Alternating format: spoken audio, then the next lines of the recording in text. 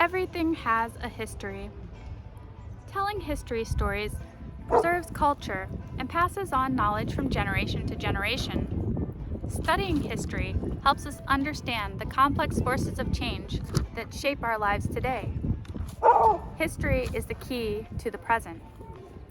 When I first moved to Mendocino 11 years ago, I became fascinated with this historic village. I wondered, how did this place keep its historic charm? Why does it look like a page out of time? I took a job at the Kelly House Museum as a housekeeper. I spent hours every week cleaning, dusting, polishing every corner, floor, knick-knack, and artifact this place had. I sat and wondered what it must have been like to live here in 1860. Then I became a docent, touring visitors around the house and telling the history of Mendocino and the family that lived here. Today I'm going to tell you the story, how Mendocino came to be, how William Kelly came to build this house, and how this house was transformed into the historical archive and research center it is today. First, the story of Mendocino. According to Kelly House researcher Bette Duke in her article, first there was a shipwreck. It happened quite by accident. The merchant ship the Frolic was coming from China to San Francisco with goods for those who came for the gold rush. In 1851, it hit rocks. News of the wreck spread down to the mill at Bodega Bay. The guys there sent Jerome Ford up to scout for things to salvage. He walked the whole way. The rivers he crossed by wading. When he arrived, there was a small cabin built and occupied by pioneer William Caston.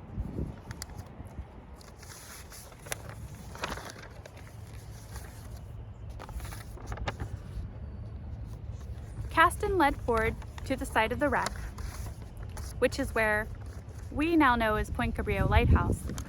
There was nothing left to salvage. Everything had been thoroughly ransacked, first by the surviving crew and then the native Pomos. Ford's discouragement faded, however, when his attention turned to the vast expanse of trees. He went back to Bodega Bay to tell the men at the mill what he had seen. They all agreed it would be a good idea to send the mill. One of the owners, Meigs, bought the ship Ontario to send the mill. William Kelly was aboard that ship, along with 40 or so other men to start the mill. Next, the history of William Kelly. According to the article by Kelly House staff, William Kelly turns 200. He was born in Prince Edward Island, Canada in 1821. In 1844, he left first to work in Maine and then Bermuda in 1850 before arriving for the gold rush.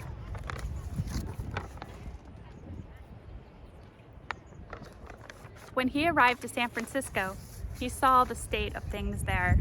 It was a rough, crowded tent city. He quickly signed on to the brig Ontario as ship's carpenter to bring the mill. On July 19, 1857, the Ontario sailed into Big River. William Kelly was highly successful here, having both business and building skills.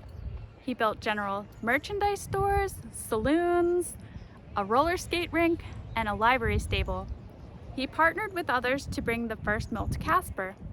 He also had other buildings built for him, the McCollum House for his daughter Daisy and her husband Alexander McCollum to live, the Presbyterian Church for his wife Eliza, which is now the Corners of the Mouth Grocery, and the first non-denominational church, which is now the Good Life Cafe. William Kelly may not have ever dreamed his name would live on in history, but it has, and this house is a memorial to him and his wife. Well, there's the history of the origins of Mendocino and the Kelly House. There's the history of the organization itself. In the 1930s, after the mill closed, Mendocino had been in a bit of a time warp. You might call it an economic downturn. It wasn't until 1950 when Bill and Jenny Zaka's vision of an arts center brought new life and new blood to the community.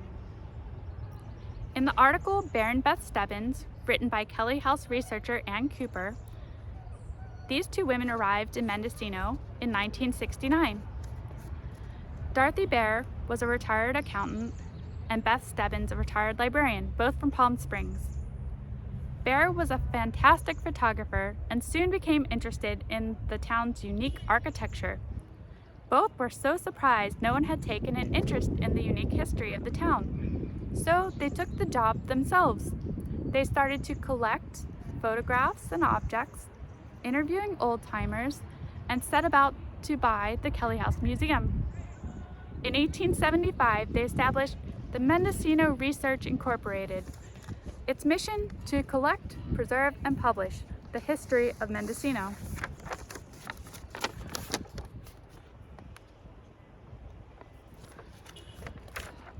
In the article, A Real Fixer-Upper, published in the Mendocino Beacon by Sarah Nanth, when Beth and Bear Stebbins saw the Kelly House in the 1960s, it was in a state of disrepair.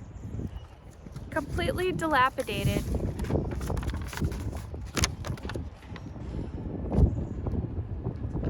It had been used as a rental since 1914 when Eliza Owen Kelly died. They set about to fundraise to collect funds to save the Kelly House Museum. They collected money from locals and organizations. They got grants from state and federal government, and when that failed to raise enough money, they accepted an impossible to refuse offer from Jack-in-the-Box philanthropist Robert Peterson. Well, we are all in debt to the pioneers who came to settle here before us. The history of Mendocino involves many complex issues, including the unacceptable treatment of the original inhabitants, the Pomo Indians, the degradation of the awe-inspiring redwood forest, and the degradation of the rivers and wildlife that used to flourish in natural harmony. We can learn lessons from the past and preserve what is left for future generations. We are history in the making. We are making history.